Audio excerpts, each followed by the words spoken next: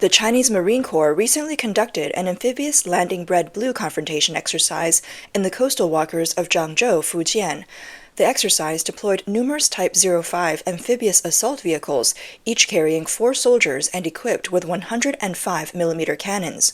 Compared to amphibious infantry vehicles that only have machine guns, these assault vehicles carry fewer soldiers but have much stronger firepower. The 105mm rifled cannon can destroy bunkers 10 kilometers away with just 2 or 3 armor-piercing shells. The Chinese military believes that with these vehicles, the landing pathway can be opened. The choice of this amphibious vehicle as the main force for landing operations reveals a concern. They might not get strong air support during the landing. At that time, the Chinese Air Force will be busy engaging with the Taiwanese Air Force and guarding against the US and Japanese Air Forces, making it uncertain if they can secure air superiority. Bombers and fighter bombers providing support for the landing face significant risks of being shot down by Taiwan's F-16V fighter jets and anti-aircraft missiles, making them reluctant to take this risk. This is why the Chinese military places hope on the firepower of the amphibious assault vehicles.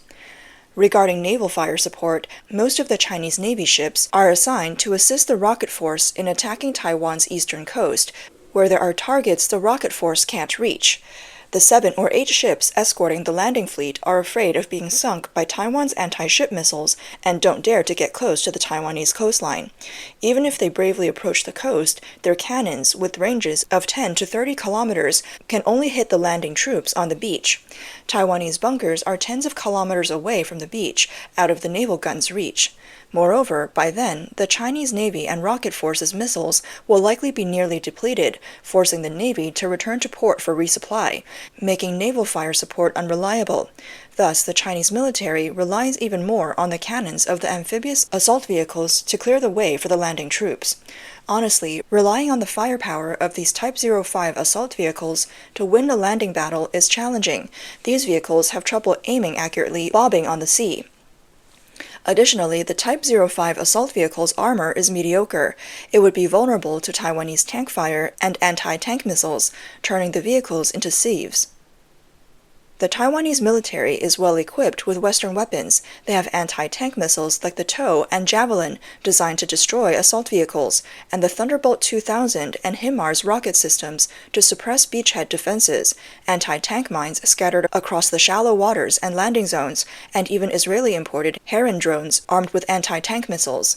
US-made Apache helicopters with Hellfire missiles and F-16V jets dropping precision guiding bombs also target Chinese amphibious assault vehicles. Under these circumstances, the 10 kilometers from sea to shore and the few hundred meters after landing could turn the Type 05 assault vehicles into sieves. With a massive size of 9.5 meters long and 3.36 meters wide, larger than the Type 99 main battle tank, it is not suited for rugged terrain or urban areas.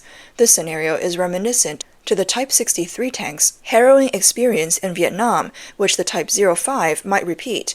It's uncertain if the Type 05 can survive the intense Taiwanese artillery fire during crossing, let alone how long it can last on the battlefield after landing.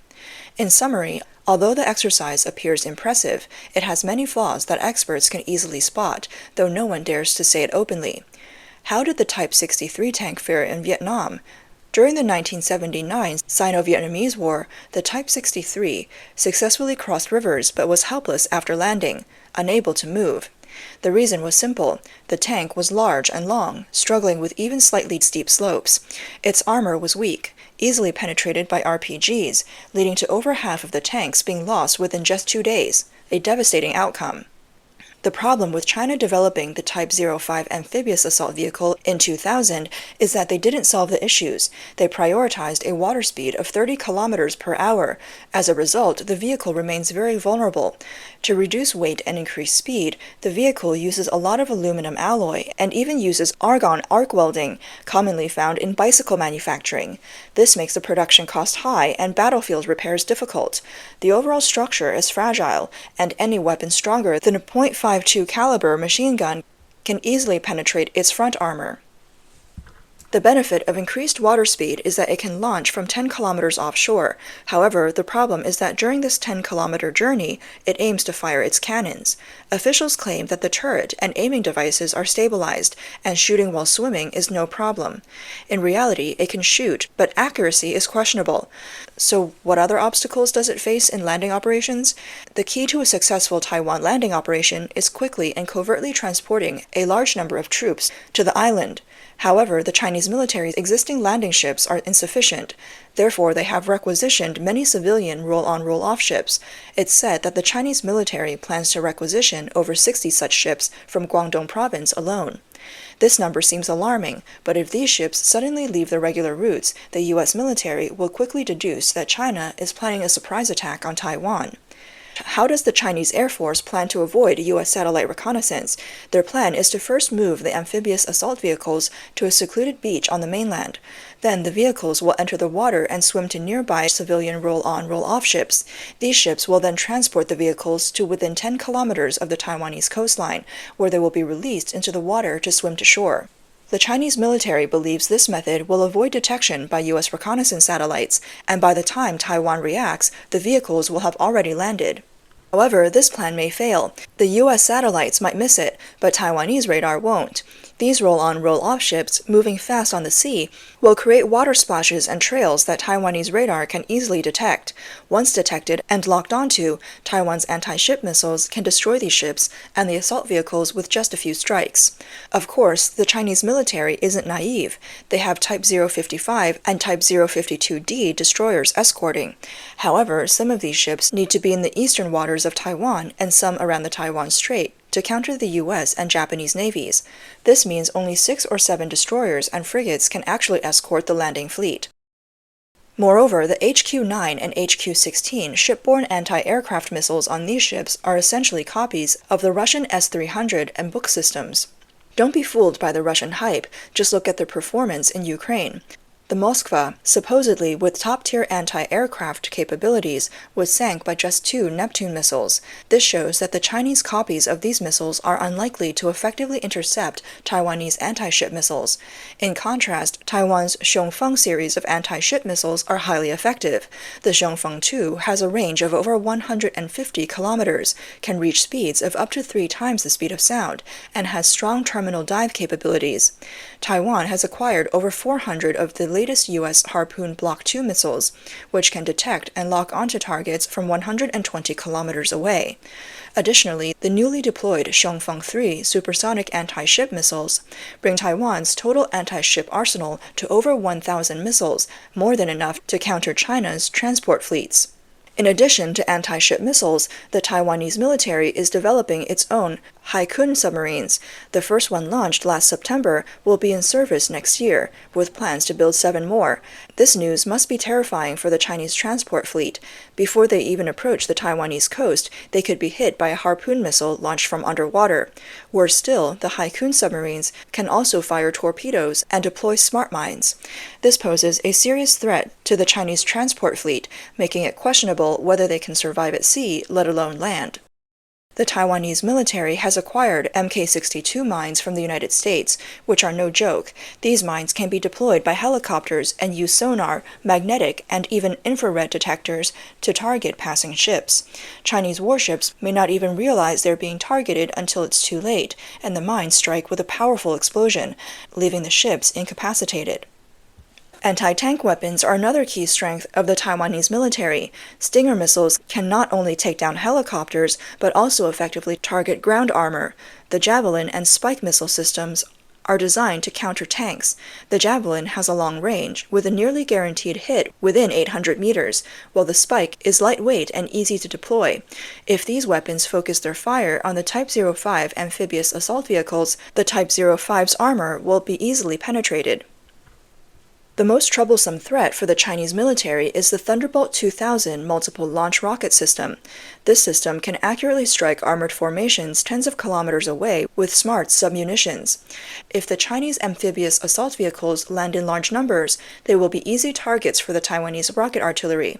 A few rounds of concentrated fire would devastate the Chinese landing forces. The difficulty of a successful Chinese landing in Taiwan is immense. They face concentrated anti-ship missile attacks during the crossing, and if they make it to shore, anti-tank weapons await them. Even if they manage to push inland, they still have to deal with entrenched fortifications.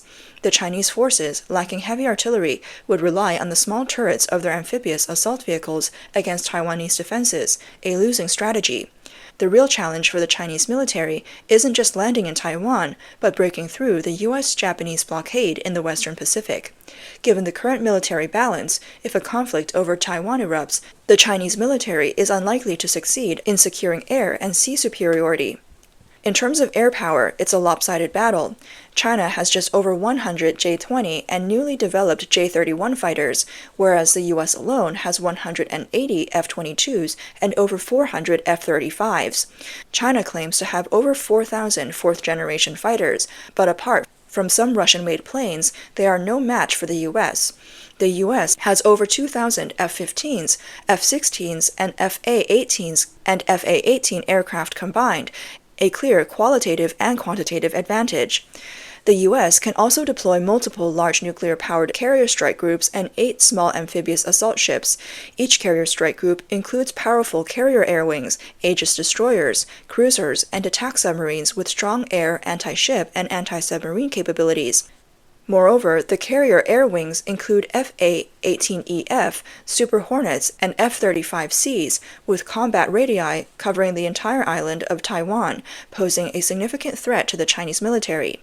When it comes to bombers, the difference is stark. The Chinese military has fewer than 200 H-6 bombers with limited range and payload. In contrast, the U.S. has 75 B-52s, over 60 B-1Bs, and 20 B-2 stealth bombers. These 3 bombers alone pose a significant threat to the Chinese military.